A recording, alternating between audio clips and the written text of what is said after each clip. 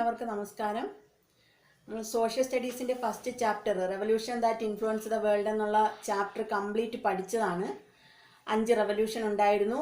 American war of independence, French revolution, Latin American revolution, Russian revolution, last പഠിച്ചത് Chinese revolution. 5 റെവല്യൂഷനെ കുറിച്ച് വളരെ clear ആയിട്ട് തന്നെ പഠിച്ചിരുന്നു. അത് കഴിഞ്ഞതിന് ശേഷം നമ്മൾ അതിൽ ടെക്സ്റ്റിൽ 28th പേജിൽ ക്വസ്റ്റ്യൻസ് വർക്കൗട്ട് ചെയ്യാനുണ്ടായിരുന്നു. അത് കഴിഞ്ഞ ദിവസം പറഞ്ഞിട്ടുണ്ടായില്ല. അപ്പോൾ ആ ടെക്സ്റ്റിൽ വരുന്ന ക്വസ്റ്റ്യൻ ആണെന്ന് പറഞ്ഞിട്ട് നമ്മളത് വർക്കൗട്ട് ചെയ്യാൻ പോകുന്നത്. അപ്പോൾ ആ ക്വസ്റ്റ്യൻസ് എന്തൊക്കെയാണ്, അതിൻ്റെ ആൻസർ എന്തൊക്കെയാണ് വരുന്നതെന്ന് നമുക്കൊന്ന് നോക്കാം. First question: American war of independence was A movement of the English against England. American war of independence എന്ന് പറയുന്നത് എന്തായിരുന്നു? ഇംഗ്ലീഷ് അഗൻസ്റ്റ് ഇംഗ്ലണ്ടിനെതിരായിട്ടുള്ള ഒരു മൂവ്മെൻ്റ് ആയിരുന്നു. അത് സബ്സ്റ്റാൻഷിയേറ്റ് ചെയ്യാനാണ്. സബ്സ്റ്റാൻഷിയേറ്റ് ദ സ്റ്റേറ്റ്മെൻറ്റ്, ആ സ്റ്റേറ്റ്മെൻറ്റിനെ വിശദീകരിക്കുക എന്നുള്ള രീതിയിലാണ് ഫസ്റ്റ് ക്വസ്റ്റ്യൻ വരുന്നത്. ആ ക്വസ്റ്റ്യൻ്റെ ആൻസർ എഴുതുമ്പോൾ നമ്മൾ American war of independence full എഴുതേണ്ടി വരും. അതായത് അതിൽ എന്തെല്ലാം കാര്യങ്ങൾ, അമേരിക്കൻ വാർ ഓഫ് ഇൻഡിപെൻഡൻസ് സമയത്ത് എന്തെല്ലാമാണ് നടന്നത്, അത് ഫുള്ള് നമ്മൾ എഴുതണം.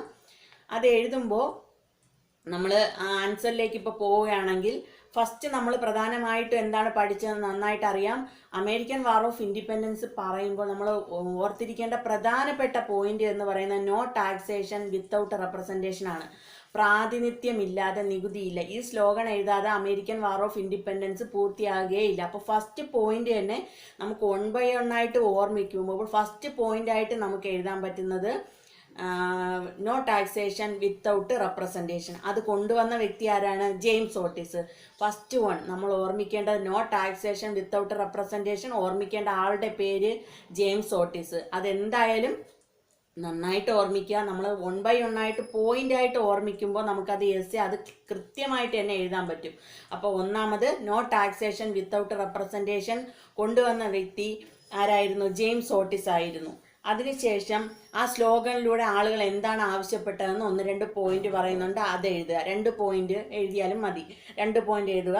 നെക്സ്റ്റ് നമ്മൾ പഠിച്ചത് അജിറ്റേഷൻ. എങ്ങനെയാണ് അജിറ്റേഷനിലേക്ക് നയിക്കാനുള്ള കാരണം എന്തെല്ലാമായിരുന്നു എന്നുള്ളത് നമ്മൾ പഠിച്ചതാണ്. വളരെ ക്ലിയർ ആയിട്ട് പഠിച്ചതാണ്. അതായത് 16-ാം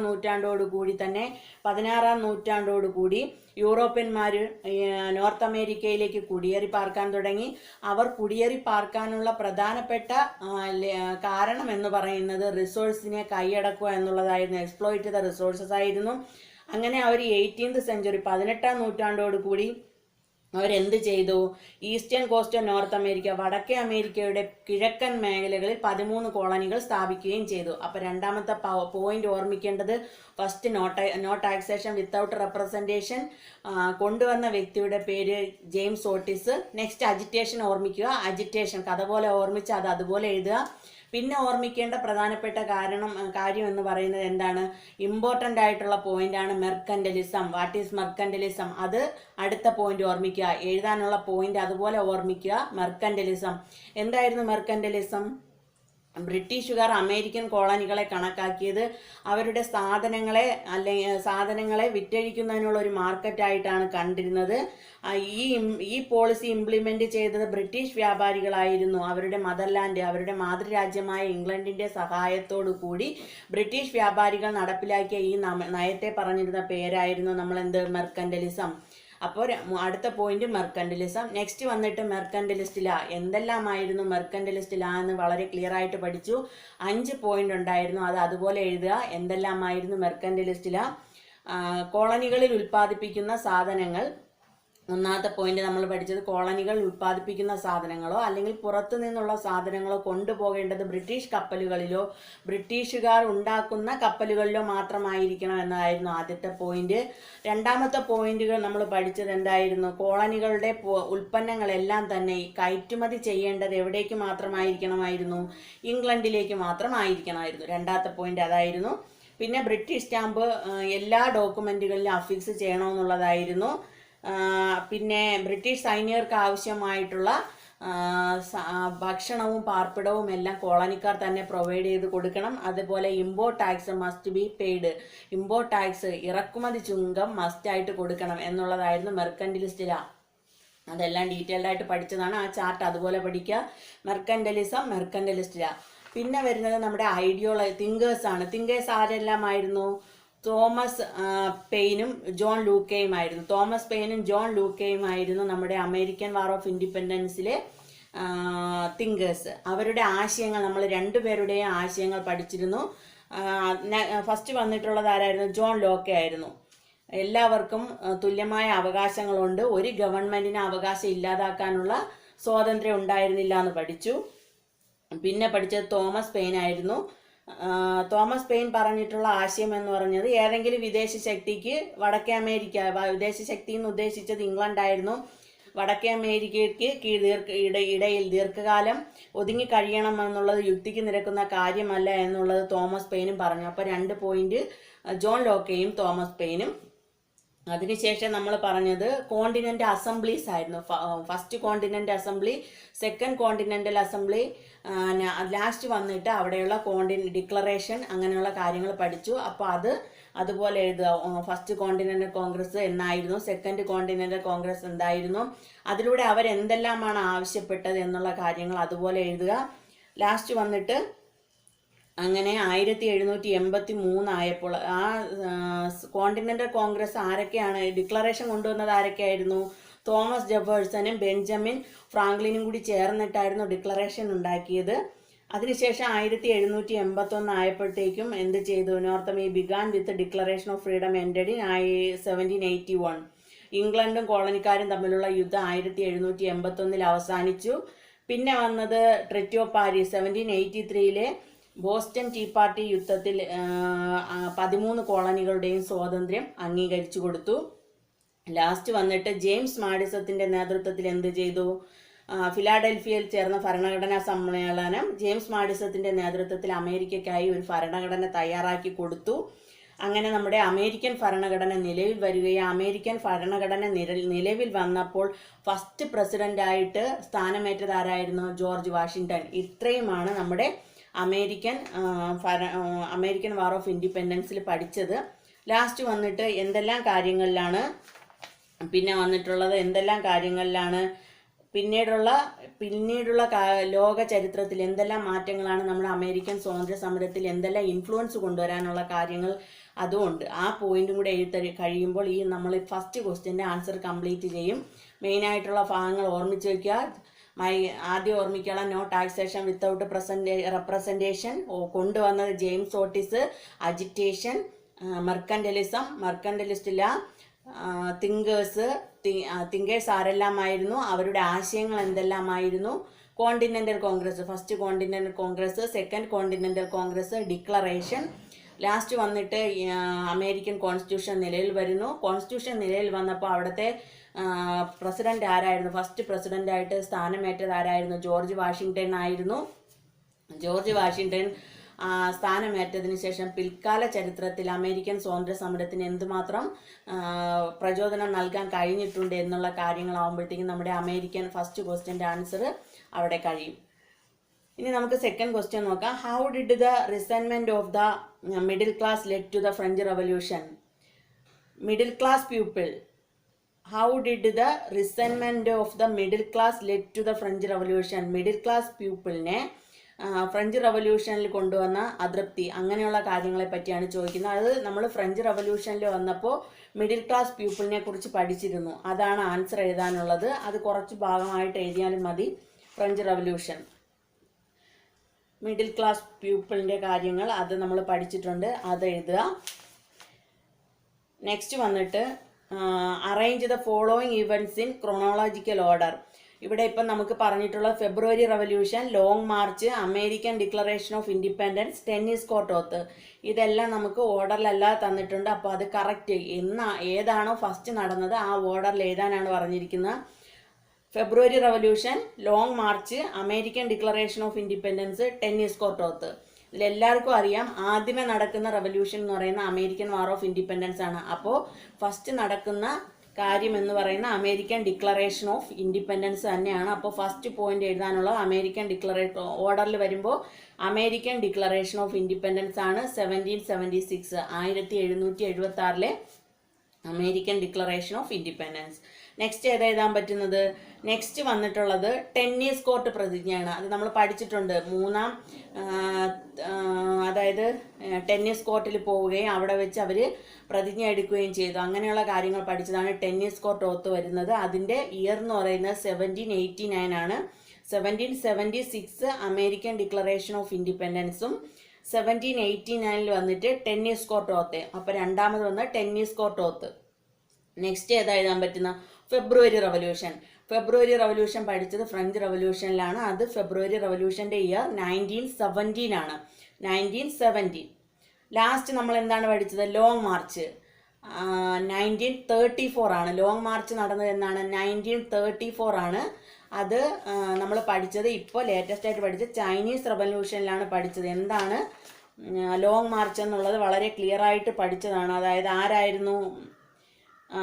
മാവോ സേതുങ്ങിൻ്റെ നേതൃത്വത്തിൽ 12,000 കിലോമീറ്ററോളം യാത്ര ചെയ്തിട്ട് അവിടെ നടന്ന സംഭവങ്ങൾ അവിടെയുള്ള ഭൂമിയും മറ്റും കൈയടക്കുകയും അത് ആവശ്യപ്പെട്ട അല്ലെങ്കിൽ ആർക്കാണോ അത് ലഭ്യമാക്കാനുള്ളത് അവർക്ക് അവരുടെ കൈകളിലേക്ക് കൊടുക്കുകയും അങ്ങനെ ആ 12,000 കിലോമീറ്ററോളം യാത്ര ചെയ്യുകയും ചെയ്ത കാര്യങ്ങളെ പറ്റിയാണ് നമ്മൾ ലോങ് മാർച്ചിൽ പറഞ്ഞത്. അതിൻ്റെ ഇയർ എന്ന് പറയുന്നത് 1934 ആണ്. How did the French Revolution influence the reforms of Napoleon? Next question. How did the French Revolution influence the reforms of Napoleon? നെപ്പോളിയൻ്റെ കാര്യങ്ങളാണ് എഴുതാറുള്ളത്. നെപ്പോളിയനെ കുറിച്ച് നമ്മൾ പഠിച്ചതാണ്. ഫ്രഞ്ച് റവല്യൂഷനിൽ വളരെ ക്ലിയർ ആയിട്ട് പഠിച്ചു. നെപ്പോളിയൻ വളരെ ഒരു ഇമ്പോർട്ടൻ്റ് ആയിട്ടുള്ള റോളാണ് അവിടെ ഫ്രാൻസിൽ വഹിച്ചിരുന്നത്. അദ്ദേഹത്തിൻ്റെ കാര്യങ്ങളെല്ലാം നമ്മൾ വളരെ ക്ലിയർ ആയിട്ട് പറഞ്ഞിട്ടുണ്ട്. ആൾ കൊണ്ടുവന്നു കഴിഞ്ഞാൽ ആശയങ്ങളും ഐഡിയാസ് 6 പോയിന്റ് ഉണ്ടായിരുന്നു. Farmers were made owners of land, അങ്ങനെയുള്ള കാര്യങ്ങൾ 2 പാരഗ്രാഫ് പഠിച്ചിരുന്നു. അതും വളരെ ക്ലിയർ ആയിട്ട് പഠിക്കുക. വളരെ Napoleon and the French revolution ആ ഹെഡിങ്ങിൽ വരുന്ന 2 പാരഗ്രാഫ് ഉണ്ട്. അതാണ് അതിൻ്റെ ആൻസർ. നെക്സ്റ്റ് വരുന്നത് how did the colonial rule influence the Latin American countries. Latin American കൺട്രീസിൽ how did the colonial rule influence the Latin American countries. Colonial rule എങ്ങനെയാണ് Latin American കൺട്രീസിൽ ഇൻഫ്ലുവൻസ് ആയത്? അത് കുറച്ചേ ഉള്ളൂ. ലാറ്റിൻ അമേരിക്കൻ റവല്യൂഷൻ എന്ന് പറയുമ്പോൾ ചെറിയൊരു റവല്യൂഷൻ ആയിരുന്നു. അത് അതുപോലെ എഴുതുക. അതിലെ ഇമ്പോർട്ടൻറ്റ് പോയിന്റുകളെല്ലാം വളരെ ക്ലിയർ ആയി പഠിച്ചു. അത് എഴുതുക. Russian revolution. Next, Russian revolution helped the progress of the working class. Do you agree with the statement Y?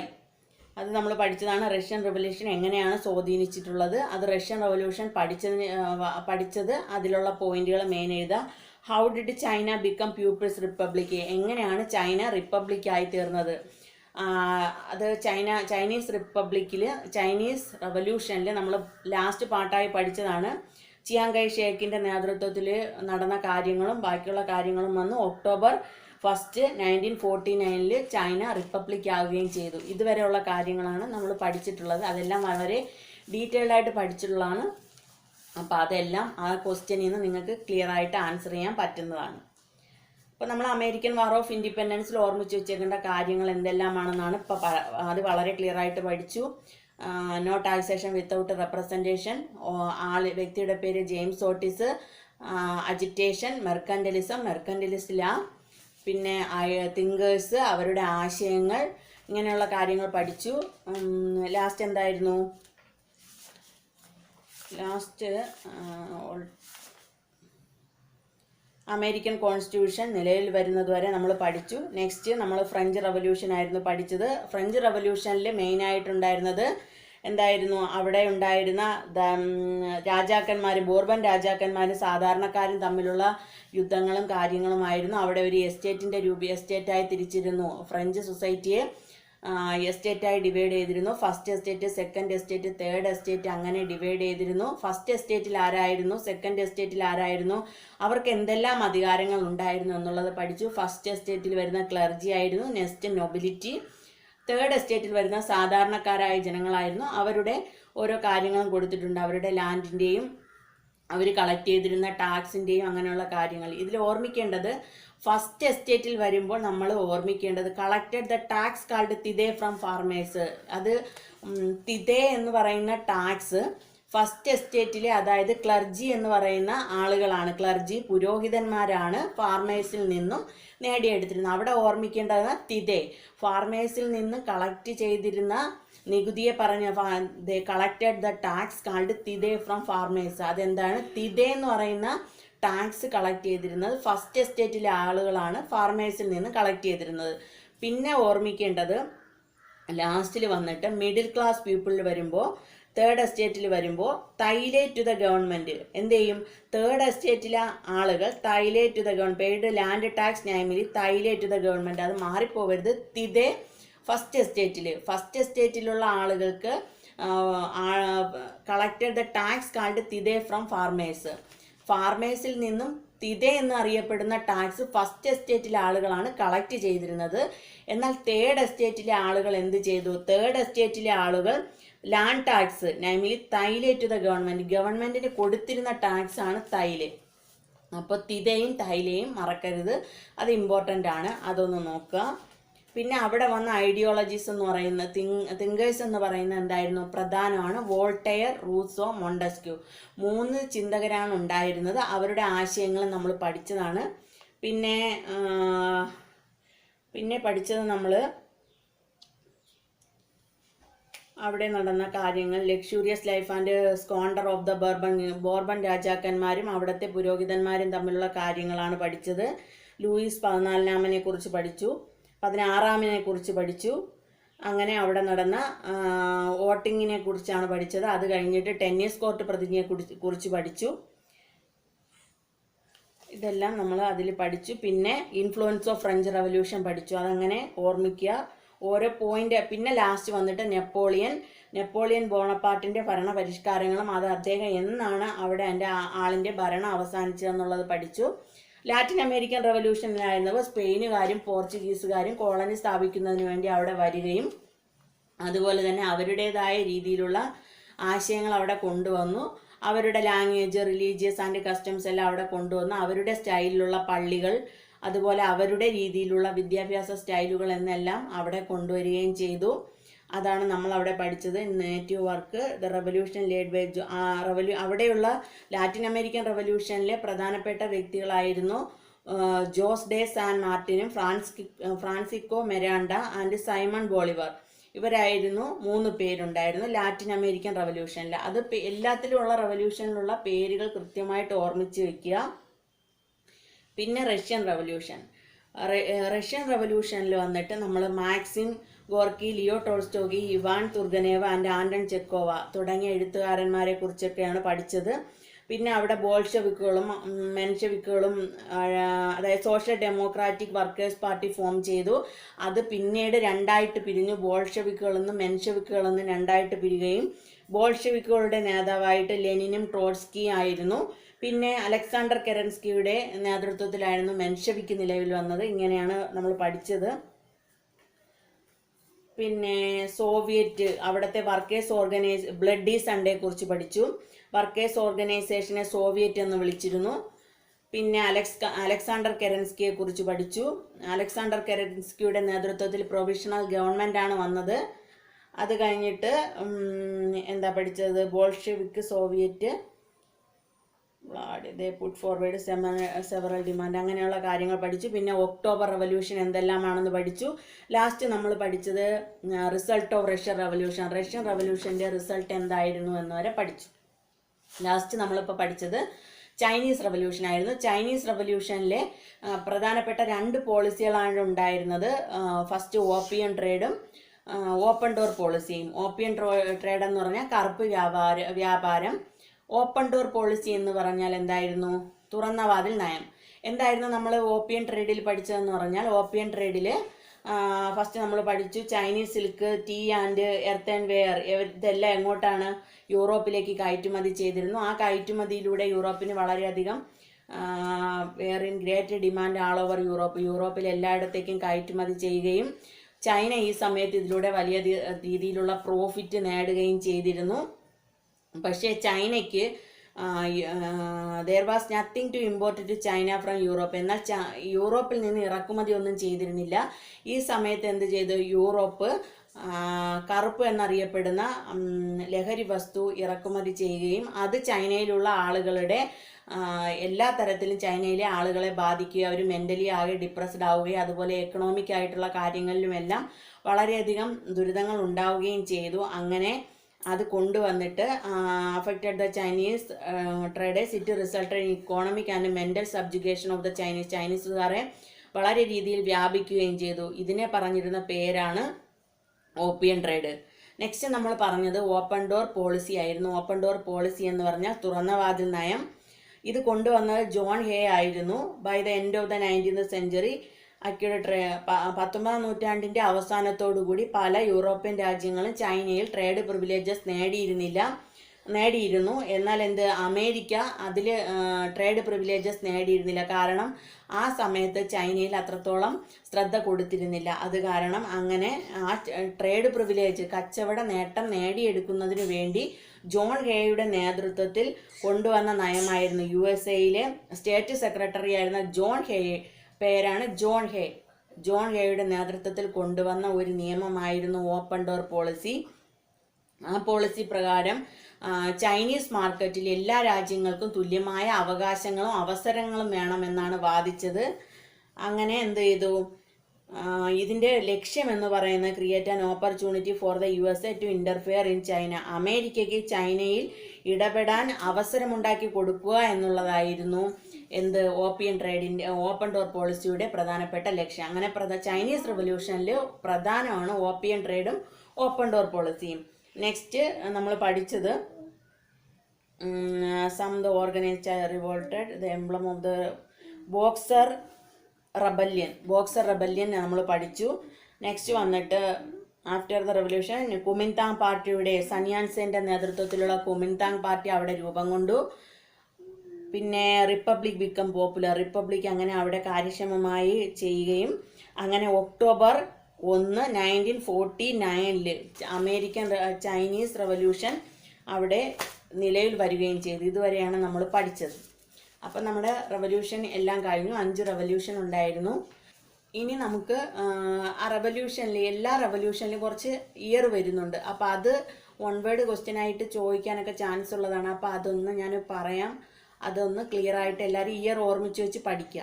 Okay.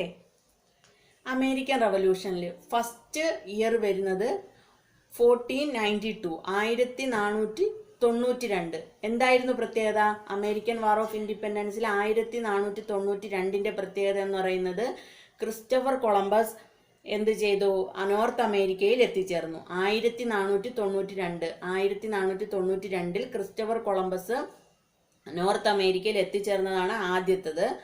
Next നമ്മൾ പഠിക്കാനുള്ളത് 1773 ബോസ്റ്റൺ ടീ പാർട്ടി.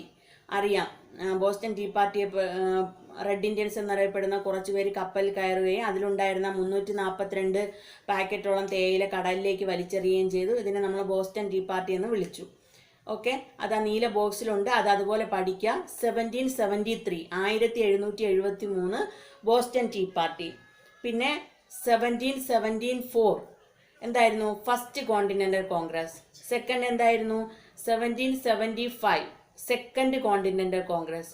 പിന്നെ വന്നിട്ട് 1776 declaration of independence of America. അമേരിക്കയുടെ ഡിക്ലറേഷൻ ഓഫ് ഇൻഡിപെൻഡൻസ് എന്ന് പറയുന്നത് 1776. 1783 treaty of Paris ഉടമ്പടി എന്നായിരുന്നു 1783. ഇങ്ങനെ ഇത്രയും വർഷം American war of independence clear ആയിട്ട് നോക്കി വയ്ക്കുക. 1492 1492 ക്രിസ്റ്റഫർ കൊളംബസ് നോർത്ത് അമേരിക്കയിൽ എത്തിച്ചേർന്നു. സെക്കൻഡ് വന്നത് 1773 Boston tea party. 1774 first continental congress. 1775 second continental congress. 1776 declaration of independence of America. 1783 treaty of Paris. England ratified the freedom of 13 colonies in North America. North അമേരിക്കയിലെ 13 കോളനികളുടെ സ്വാതന്ത്ര്യം അംഗീകരിച്ചതാണ് 1783.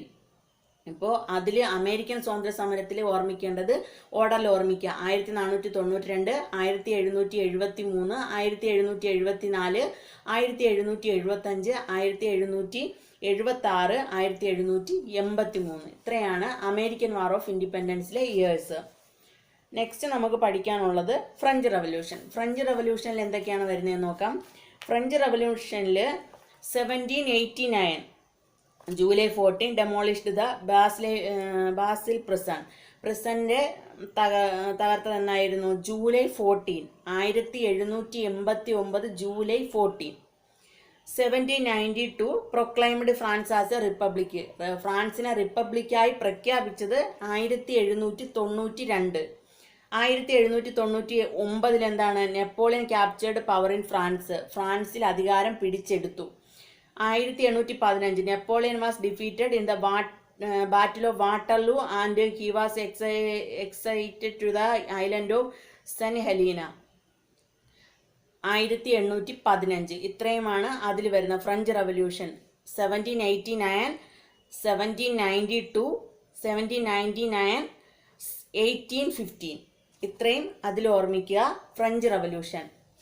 Next നമുക്ക് പഠിക്കാൻ പറ്റുന്നത് French revolution കഴിഞ്ഞിട്ട് Chinese റവല്യൂഷനിലാണ്. പിന്നെ Latin American റവല്യൂഷനിൽ അധികം year ഒന്നും വരുന്നില്ല. പിന്നെ റഷ്യൻ റവല്യൂഷനിലാണ് നമ്മൾ പഠിക്കാനുള്ളത്. റഷ്യൻ റവല്യൂഷനിൽ നമ്മൾ പഠിച്ചെന്തായിരുന്നു? 1905 ജാനുവരി 9 ആയിരുന്നു പെട്രോഗാഡിലേക്ക് മാർച്ച് ചെയ്തതും. അങ്ങനെ അവിടെ ഉണ്ടായ സംഭവങ്ങളിൽ നമ്മൾ ഒരുപാട് പേര് മരണപ്പെടും, അങ്ങനെയുള്ള കാര്യങ്ങൾ പഠിച്ചു. അതിനെ പഠിച്ച പേരാണ് ബ്ലഡി സൺഡേ. അപ്പോൾ 1905 ജാനുവരി 9 ബ്ലഡി സൺഡേ. 1917 അതായത് 1975 ഫെബ്രുവരി റവല്യൂഷനും ഉണ്ട്. ഒക്ടോബർ 1970 ഒക്ടോബർ റവല്യൂഷനും ഉണ്ട്. അപ്പോൾ 3 കാര്യങ്ങളാണ്. 1905, 1970, 97. 1905 ജാനുവരി 9 ആണ്. March January 9 bloody Sunday. 1907 February march 1970 February revolution. 1917 October മാസത്തിൽ എന്തായിരുന്നു? October revolution. ഇത്രയാണ് അതിൽ ഓർമ്മിക്കാനുള്ള ഇയേഴ്സ്. ചൈനീസ് റവല്യൂഷനിൽ വരുമ്പോൾ എന്തായിരുന്നു? ബോക്സർ റെബല്യൻ മെയിനാണ്. ബോക്സർ റെബല്യൻ എന്നായിരുന്നു? 1900 1900 boxer rebellion. 1911 1911 revolution under the leadership of doctor Sun Yat-sen and Kuomintang party established as a republic. 1911 doctor Sun യാൻസന്റെ നേതൃത്വത്തിൽ ലീഡർഷിപ്പോട് കൂടി റവല്യൂഷൻ ആരംഭിക്കുകയും അങ്ങനെ കുമിന്താങ് പാർട്ടി റിപ്പബ്ലിക്കായി പ്രഖ്യാപിക്കുകയും ചെയ്തു. 1911 1900 1911. Next 1949 China became people's republic of China under the leadership of Mao സേത്തുങ്ങിൻ്റെ നേതൃത്വത്തിലാണ് ചൈന റിപ്പബ്ലിക് ആവുന്നത്. 1949 ഒക്ടോബർ 1. അപ്പോൾ ഇതിലുള്ള കാര്യങ്ങളെല്ലാം പഠിച്ചു. അതെല്ലാം നന്നായിട്ട് ഓർമ്മിക്കുക. ഇതിൽ മെയിനായിട്ട് നമ്മൾ പഠിച്ചതെല്ലാം വന്നിട്ടുണ്ട്. അപ്പോൾ എല്ലാവരും നന്നായിട്ട് ടെക്സ്റ്റ് നന്നായിട്ട് വായിക്കുക. ഇപ്പോൾ പറഞ്ഞ കാര്യങ്ങളെല്ലാം 1 വേർഡിനായാലും 2 മാർക്ക് ക്വസ്റ്റ്യൻ, എസ്സേ റൈറ്റിംഗ്, അങ്ങനെയുള്ള കാര്യങ്ങൾ. ബോസ്റ്റൺ ടീ പാർട്ടി അതൊക്കെ ചോദിക്കാം ചിലപ്പോൾ 1 മാർക്കിനോ 2 മാർക്കിനോ. ബോസ്റ്റൺ ടീ പാർട്ടി, പിന്നെ വന്നിട്ട് നമ്മൾ ബ്ലഡി സൺഡേ, പിന്നെ ഫെബ്രുവരി റവല്യൂഷൻ, ഒക്ടോബർ റവല്യൂഷൻ, പിന്നെന്തായിരുന്നു? ഫെബ്രുവരി റവല്യൂഷൻ പഠിച്ചു, ഒക്ടോബർ റവല്യൂഷൻ പഠിച്ചു. റെയിൻ ഓഫ് ടെറർ എന്താണെന്ന് പഠിച്ചിരുന്നു. റെയിൻ ഓഫ് ടെറർ ചോദിക്കാൻ ചിലപ്പോൾ. അപ്പോൾ കഥ പോലെ തന്നെ പറഞ്ഞു തന്നിട്ടുണ്ട്. അപ്പോൾ അതെല്ലാം നന്നായിട്ട് ഓർമ്മിച്ച് വെച്ച് കഴിഞ്ഞാൽ ഈ പാഠത്തിലുള്ള ഒരു ക്വസ്റ്റ്യനും നിങ്ങൾക്ക് മാർക്ക് കിട്ടാതെ പോവില്ല. അപ്പോൾ എല്ലാവരും നന്നായിട്ട് പഠിക്കുക. ഓക്കെ. അപ്പോൾ ഇനി അടുത്ത ദിവസം നമുക്ക് രണ്ടാമത്തെ ചാപ്റ്ററിൻ്റെ ക്ലാസ് അടുത്ത ദിവസം ഉണ്ടായിരിക്കും. അപ്പോൾ ഇത് നന്നായിട്ട് തന്നെ എല്ലാവരും പഠിക്കുക. പിന്നെ ചാനൽ കാണാത്തവരുണ്ടെങ്കിൽ ചാനൽ കാണുക, സബ്സ്ക്രൈബ് ചെയ്യുക, ലൈക്ക് ചെയ്യുക, കമൻറ്റ് ചെയ്യുക, ഷെയർ ചെയ്യുക. Okay, thank you.